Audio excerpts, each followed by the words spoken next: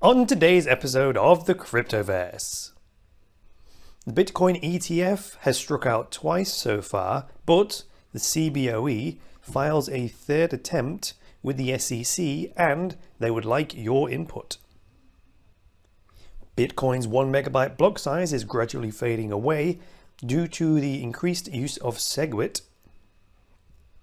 And Bitcoin drops another $200, moving us back towards 6,000. So all of that on today's episode of the Cryptoverse, so stay right there.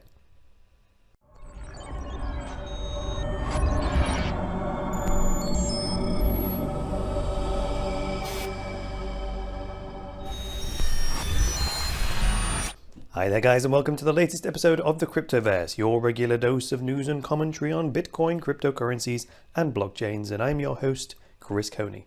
So let's get into the first story about Bitcoin ETFs. So I'd say this is one of the most significant stories right now in terms of potential impact. The significance of a Bitcoin ETF is that it will give access to Bitcoin as an investment to everybody who just wants to make money from it without any other considerations, such as buying it, storing it, and securing it. And the rest of us want an ETF because we believe it will significantly boost the price, since the ETF provider will have to buy up a load of Bitcoin on behalf of their clients in order to back the fund with the real asset. So the article says it's offered through the VanEck SolidX Bitcoin Trust. And it says also here that the first two attempts were rejected in early 2017, upon which the SEC released the following statement, quote, "Based on the record before it, the Commission believes that the significant markets for Bitcoin are unregulated. Therefore, the Commission does not find the proposed rule change to be consistent with the Exchange Act." Close quote. The thing is, the SEC is under no obligation of any kind to approve any ETF proposal, right?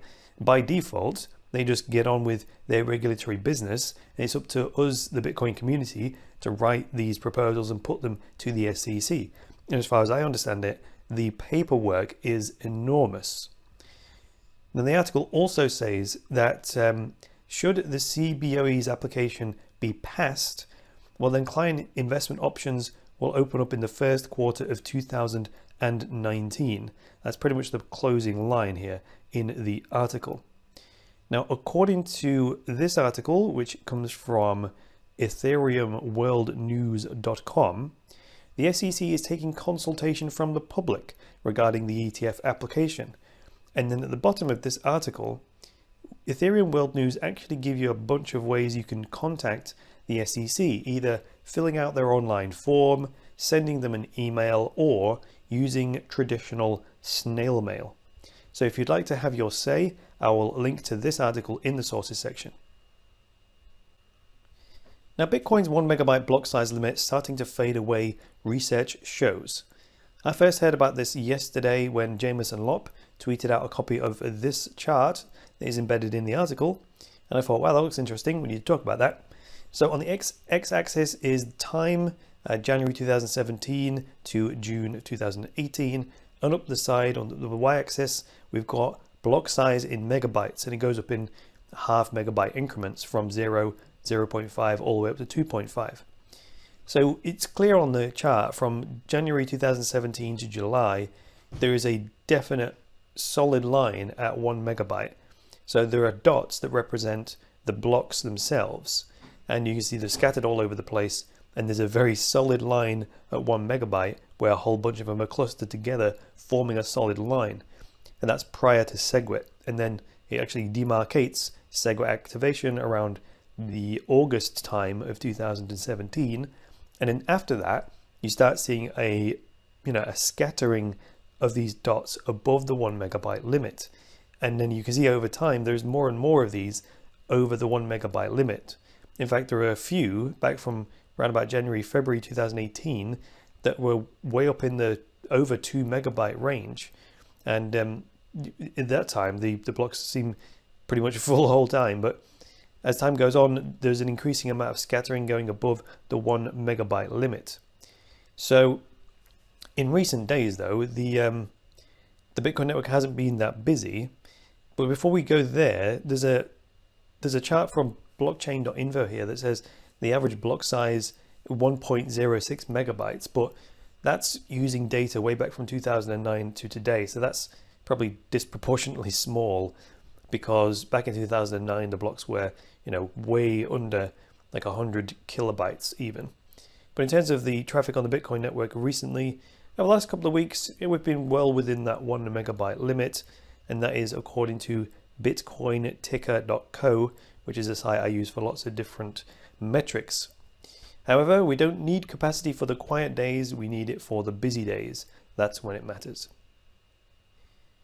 So in terms of technical analysis and market roundup then, while the rest of the market, the major coins either remain flat in their prices or in single-digit losses, Bitcoin has decided to take another $200 dive down below 6,200. Right about now it's trading at 61.76. So this took us 8 days to climb from 6,000 to 6,800 most recently, and it's taken us 2 days to give half of those gains back again.